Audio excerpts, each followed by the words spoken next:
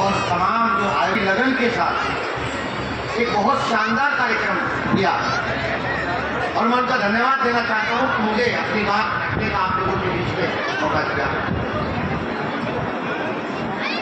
दुनिया के महान कानूनविद, एक दुनिया के शानदार पत्रकार, एक बढ़िया इतिहासकार और दुनिया इस भारत में बुद्ध धर्म को पुनर्स्थापित करने वाले, मैंने आपको क्या क्या बोला, एक शिक्षक भी है, एक अर्थशास्त्री भी है, एक पत्रकार भी है, एक इतिहासकार भी है और एक धर्मकार भी है। ऐसे बाबा साहब डॉक्टर भीमराव अंबेडकर जी को नमन करता हूं, भगवान बुद्ध को नमन करता हूं। साथियों, बहुत सारी बातें हुई। भारत की जो लोकतांत्रिक व्यवस्था खड़ी है उसके मूल में बाबा साहब है। कोई भी राष्ट्र, कोई भी देश, उसके तीन आधार हैं, उसका सामाजिक आधार, उसका आर्थिक आधार और उसका व्यवस्थापिक आधार। आपको जानकर के बड़ी खुशी होगी कि आज भारत का जो वित्त है, स्ट्रक्चर है, भारत का जो आर्थिक ढांचा है, उस पूरे आर्थिक ढांचा कहीं ना कहीं बाबा साहब डॉक्टर भीमराव अंबेडकर जी की सोच पर आधारित है। हालांकि दुर्भाग्य है कि भारत का आर्थिक ढांचा हमारी सोच पे है, बाबा साहब की सोच पे है, लेकिन यह भी एक दुर्भाग्य है कि आज उन्हीं बाबा साहब डॉक्टर भीमराव अंबेडकर जी के अनुयायी इस भारत का दलित गरीबी की रेखा का सच्चा रिश्तेदार है। हम ही गरीबी की रेखा के नीचे खड़े हैं। यह भी एक देश का दुर्भाग्य है। लेकिन आपको ये बात जानकर के बड़ी खुशी होगी, जब भारत में 1920 के आसपास जो परिवर्तन आया था, भारत में पहली बार 1919 का एक अधिनियम है, भारत सरकार अधिनियम, वहां से बाबा साहब डॉक्टर भीमराव अंबेडकर जी पूरे के पूरे देश के पटल पर कहीं ना कहीं छाते हैं। और आपको ये जानकर के खुशी होगी, बहुत सारी बातें उस बिटिया ने भी बताई। एक छोटी सी बात और बता रहा हूं कि भारत का आरबीआई बाबा साहब डॉक्टर भीमराव अंबेडकर जी ने जब अपनी फिजिक्स द प्रॉब्लम ऑफ रूपी लिखी तो उन्होंने रॉयल कमेटी के सामने यह प्रस्ताव रखा कि अगर भारत को आर्थिक रूप से मजबूत करना है तो भारत की अपनी करेंसी होगी, उसका अपना बैंक होगा, उस बैंक की पूरी अपनी व्यवस्था होगी। और भारत सरकार जो अंग्रेजों की सरकार थी 1935-34 में जाकर के इस देश में कहीं ना कहीं आरबीआई जैसे देश का गठन करते हैं। एक छोटी सी बात और कि देखिए बाबा साहब क्या है, 1921 में एक बाकायदा शोध पत्र लिखते हैं, बाबा साहब शोध पत्र लिखते हैं और वही शोध पत्र भारत का वित्त जो आप देखते हैं हर 10 साल में एक कमीशन बनाती है, वित्त कमीशन, जहां से भारत की प्लानिंग बनती है, वो भी कहीं ना कहीं बाबा साहब डॉक्टर भीमराव अंबेडकर जी के आधार है। और बहुत सारी चीजें हैं, भारत का जो भी सामाजिक ताना बाना खड़ा है वो कहीं ना कहीं बाबा साहब डॉक्टर भीमराव अंबेडकर जी की सोच के ऊपर आधारित है। लेकिन एक छोटी सी बात आपको और कहता हूं, जो कि बातें ज्यादा इसलिए भी कहूंगा, मुझे गाजियाबाद से मैं लगभग 1 घंटा लेट हूं, लेकिन एक लाइन के साथ कहूंगा, पिछले 20 साल में मेरे अंदर जो दलित मूवमेंट की समझ है, उस समझ के आधार पर बता रहा हूं आपको। दुनिया कुछ भी कहे, पॉलिटिकल लोग कुछ भी कहे, लेकिन ये सच है कि भारत में बाबा साहब डॉक्टर भीमराव अंबेडकर जी की विचारधारा रोज बढ़ेगी। बाबा साहब डॉक्टर भीमराव अंबेडकर जी के अनुयायी रोज बढ़ेगी। बाबा साहब डॉक्टर भीमराव अंबेडकर जी की जो जयंती मनेगी वो रोज भव्य होगी। तुम इसको देखना, अभी लोगों को आप देखना पिछले 5 साल में क्या परिवर्तन आया। पहले बाबा साहब डॉक्टर भीमराव अंबेडकर जी के अनुयायी कहीं ना कहीं एक ऐसे इलाके में रहते थे, ये जयंतियां कहीं ना कहीं उन्हीं इलाकों में से निकलती थी भव्य जगह बैठे हैं आप, आज कितनी भव्य जगह बैठे हैं। मैं जब यहाँ छोटा सा था, एग्जाम देने जाया करता था, तो यहाँ एक तस्वीर लगी थी और वो तस्वीर लगभग शायद 20 साल तक लगी रही। लेकिन आपके लोगों का संघर्ष है कि मुरादनगर के बीच में आपने सबसे भव्य और सबसे खूबसूरत जगह पे कहीं ना कहीं आज आप बाबा साहब डॉक्टर भीमराव अम्बेडकर जी की जयंती कहीं ना कहीं मना रहे। ये आपकी ताकत है। एक छोटी सी बात, हो सकता है कि भारत के दलितों का पॉलिटिकल एजेंडा थोड़ा सा ढीला हो गया या कमजोर हो गया, लेकिन ये भी दलित मूवमेंट की ताकत है कि भारत में कोई भी दल, मैं किसी दल का नाम नहीं ले रहा हूं, कि भारत में जो वर्तमान में काम करने वाले दल हैं, उन दलों के केंद्रीय एजेंडे में भारत के दलितों का एजेंडा शामिल है। आज कांग्रेस भी सामाजिक न्याय की बात करती है। जिन पार्टियों ने सामाजिक न्याय के खिलाफ काम किया, वो भी आप आज कहीं ना कहीं सामाजिक न्याय की बात करते हैं। और दुर्भाग्य ये है उन पार्टियों से जो पार्टियां सामाजिक धार्मिक आधार पर पनपती हो, वो सामाजिक आंदोलन को बहुत ज्यादा मजबूती के साथ उसके साथ इसलिए नहीं खड़ी हो सकती कि सामाजिक मूवमेंट हमेशा जो धार्मिक कुरीतियां हैं उनके खिलाफ पनपता है। तो मुझे ऐसा लगता है कि कहीं ना कहीं बहुत सारा मूवमेंट पनपेगा, आज नहीं तो कल इस देश की व्यवस्था के ऊपर ये दलित जो आपको कमजोर दिखाई देता है, ये दलित जो आपको कहीं ना कहीं पिछड़ा दिखाई देता है, ये कहीं ना कहीं आपको इस देश की व्यवस्था के अंदर शामिल होता हुआ दिखेगा। और बहुत लंबा समय नहीं है। मैं तो पहले हमने एक आर्टिकल लिखा था कि मुझे ऐसा लगता था कि 1930 तक भारत का दलित कहीं ना कहीं इस देश को पहला दलित मुख्य प्रधानमंत्री दे देगा, लेकिन कुछ सामाजिक हालात थोड़े चेंज हुए। अब मुझे ऐसा लगता है कि अगले 15 साल में कहीं ना कहीं इस देश का प्रधानमंत्री निश्चित रूप से कहीं ना कहीं दलित होगा, 1000% होगा। इसलिए आशावादी बनो। आज अगर आप यहाँ बैठे हैं, निराशावादी दलित नहीं हो सकता ना, कभी नहीं हो सकता। एक दलित कभी भी निराशावादी नहीं हो सकता, वो हमेशा आशावादी रहता है। उसके पेट में अगर रोटी भी नहीं है तब भी वो कहीं ना कहीं तन के खड़ा रहता है। उसके हाथ में अगर उसके बस्ते में किताब नहीं है तब भी उसकी कहीं ना कहीं एजुकेशन की लालसा बनी रहती है। और एक 2 लाइनें कहता हूं कि कोशिश कर हल निकलेगा, कि कोशिश कर हल निकलेगा, आज नहीं तो कल निकलेगा। कि कोशिश कर हल निकलेगा, आज नहीं तो कल निकलेगा। और उम्मीद रख कुछ कर गुजरने की, कि उम्मीद रख कुछ कर गुजरने की, और जो थोड़ा सा थमा सा है ये भी एक ना एक दिन चल निकलेगा। मेरी बातें बिल्कुल यही है। अपने बच्चों को पढ़ाओ, अपने परिवार में महिलाओं को आगे बढ़ाओ, कोई निराशा नहीं है। उत्तर प्रदेश में 8.5 लाख पद खाली पड़े हैं। जो लोग ये कह रहे हैं आपके अंदर निराशा भर रहे हैं, हाँ सरकार उनके अनुकूल नहीं है, लेकिन उत्तर प्रदेश में 8.5 लाख पद खड़े हैं। आपको सरकार के ऊपर दबाव डालना चाहिए। आपके जो दलित मूवमेंट के लोग हैं उनको सरकार से सीधा सवाल पूछना चाहिए। और लगभग 22 लाख पद केंद्र सरकार के अंदर खाली पड़े हैं। तो इसलिए आपको तमाम लोगों के बीच में जाकर के शेख चिल्ली जी का बहुत बहुत धन्यवाद। इनकी प्रोफेसर साहब की बात इनकी समझ में आ गई। मेरे लिए बड़े सम्मान की बात है एक कलाकार के रूप में, क्योंकि जो कलाकार होता है, और शेख चिल्ली जी जिस मूवमेंट के ऊपर हम खड़े हैं, ये मासी जी का मूवमेंट है। एक इकतारा और एक ढोलक गांव में जब पहुंचती थी, आज तो बड़े साधन हैं, लेकिन वो महाशय जी जब आते थे और एक इकतारा बजता था। और आपको एक बात और बता दूं, भारत के दलितों का पहला वाद्य मंत्र अगर कोई है तो वो इकतारा है। आपने इकतारा देखा है? लोकी, डंडा और इकतारा। और भारत के तमाम दलितों का, साधु महात्माओं का जो मूवमेंट पनपा है वो कहीं ना कहीं इकतारे पे है। और बड़ा साधुवाद सेक्सिली जी, आपने ये मोमेंट चला के रखा है।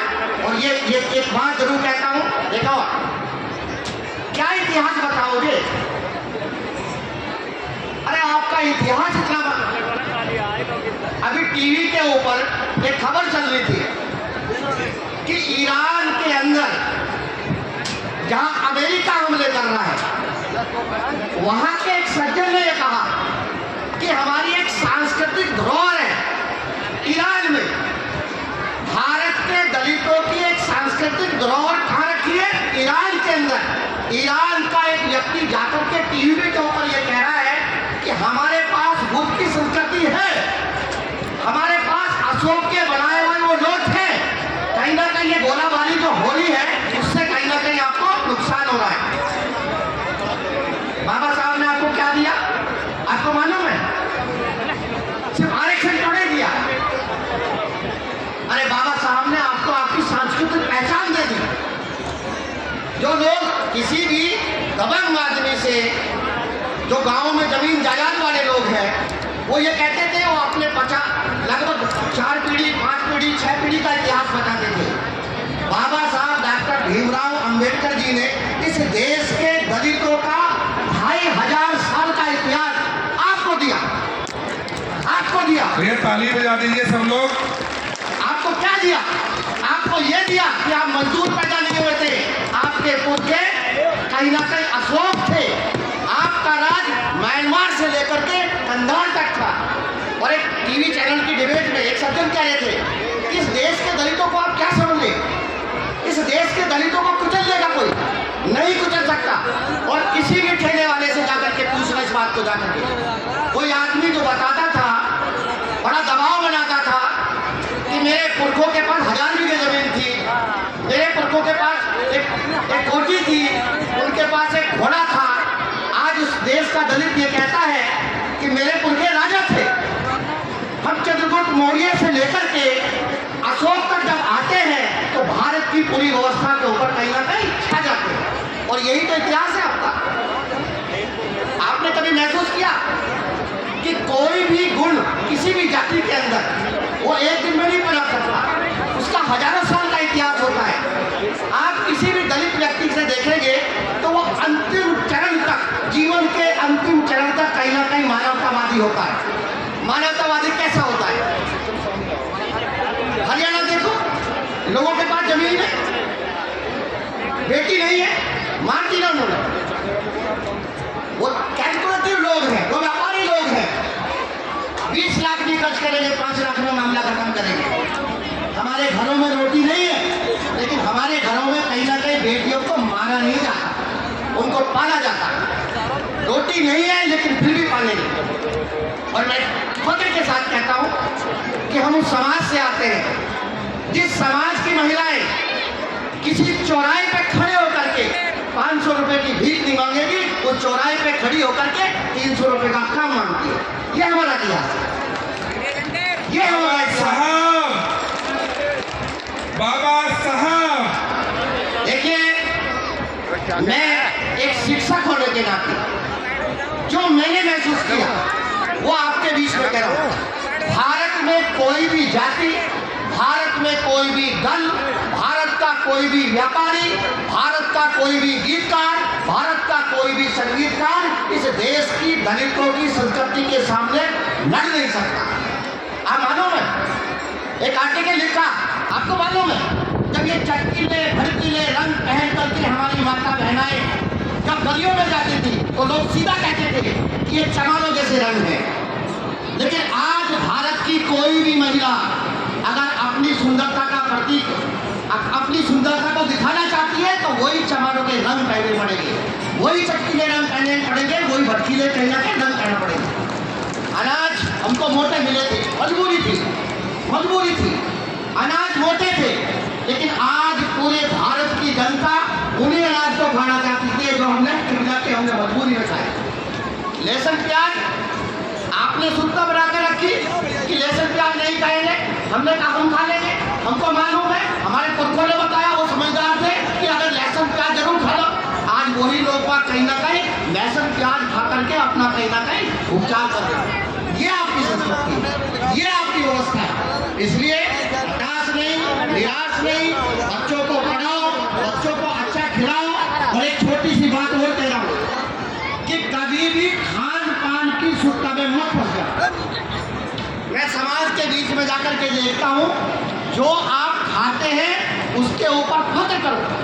वो साफ होना चाहिए, शुद्ध होना चाहिए, प्रोटीन वर्धक होना चाहिए। और आप जिन भोजन को पसंद करते हैं उन्हीं भोजन को कहीं ना कहीं आप खाने की कोशिश करें। एक छोटी सी बात, एक छोटी सी अपील, बस लास्ट अपील। जो यूथ है वो अपना सारा समय सोशल मीडिया के ऊपर खराब ना करे, ये मेरा व्यक्तिगत मानना है। कुछ बच्चों को बुरा लग सकता है, लेकिन मैं 100% कह रहा हूँ। देखो सुनो, उनके पास जमीन है, उनके पास जायदाद है।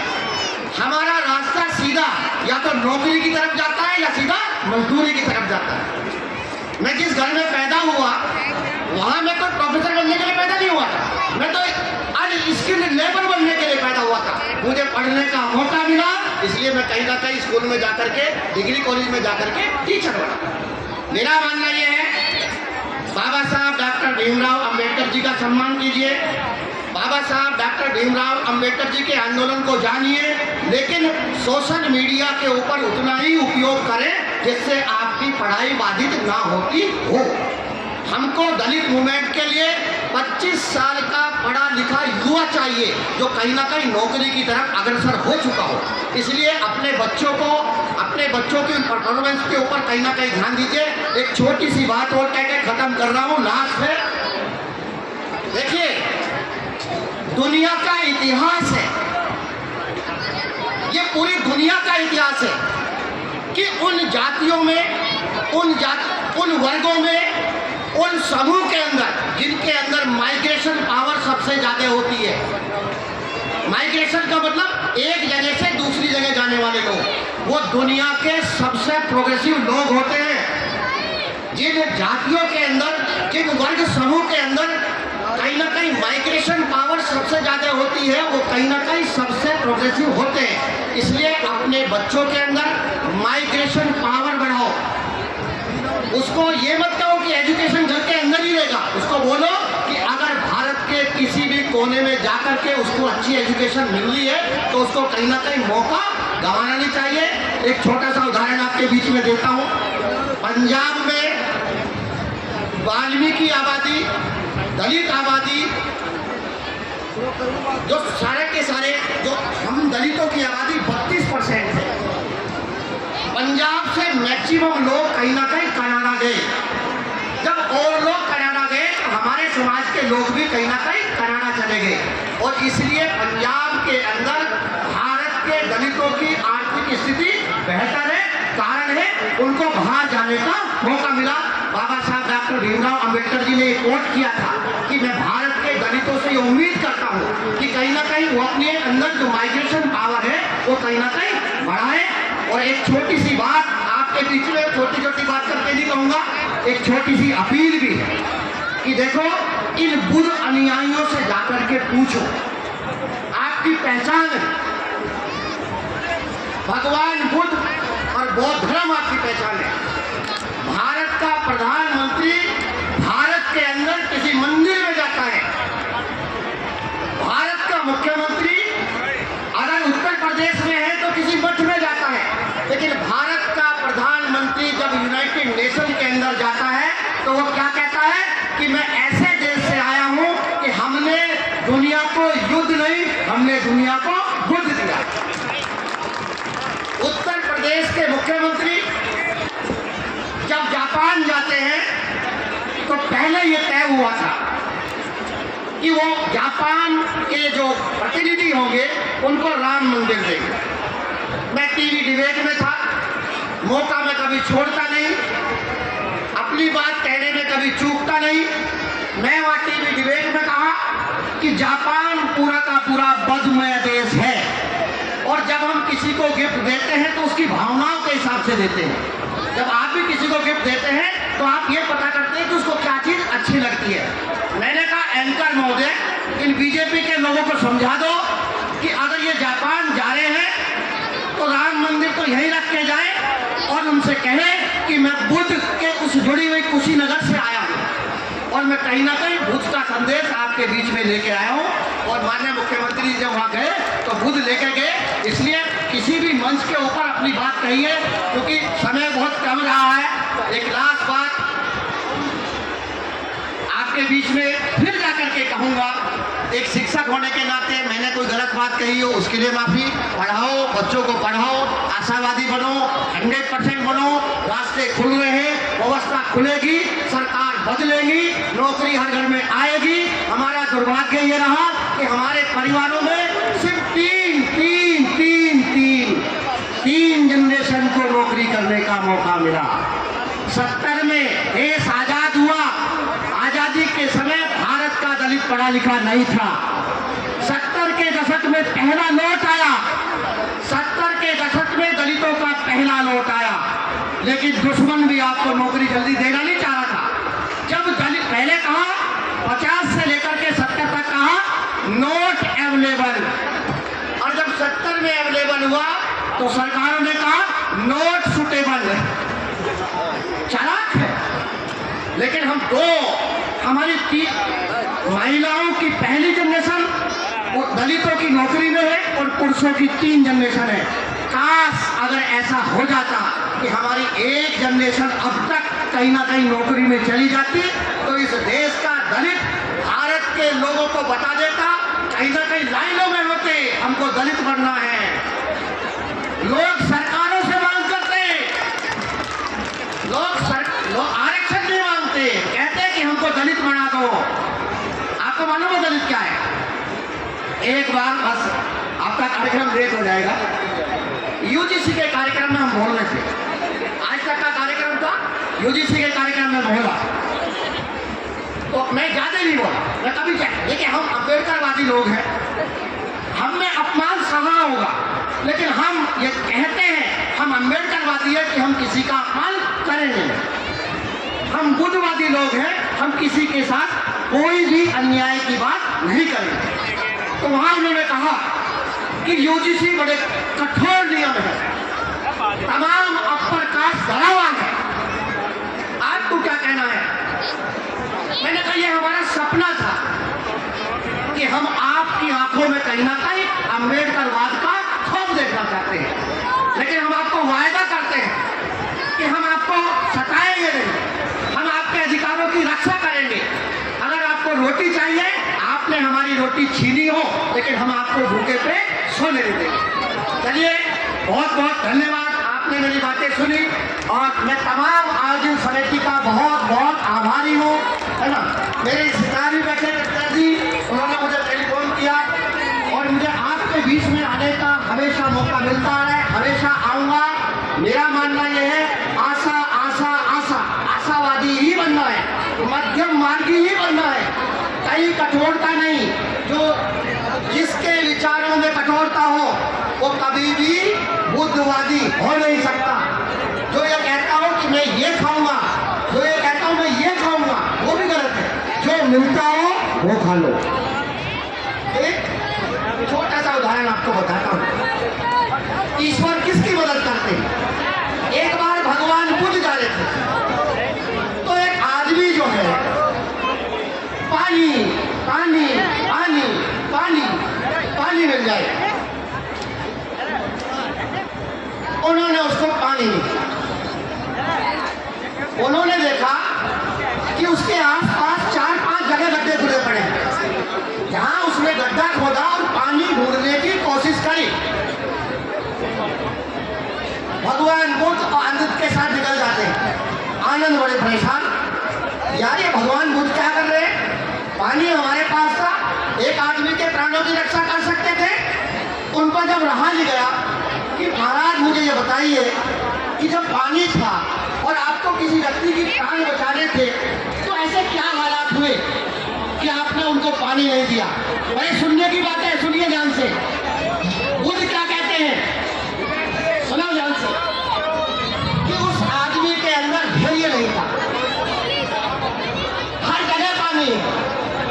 उसने 10 गड्ढे खोदे, अगर वो एक गड्ढा एक जगह खोदता तो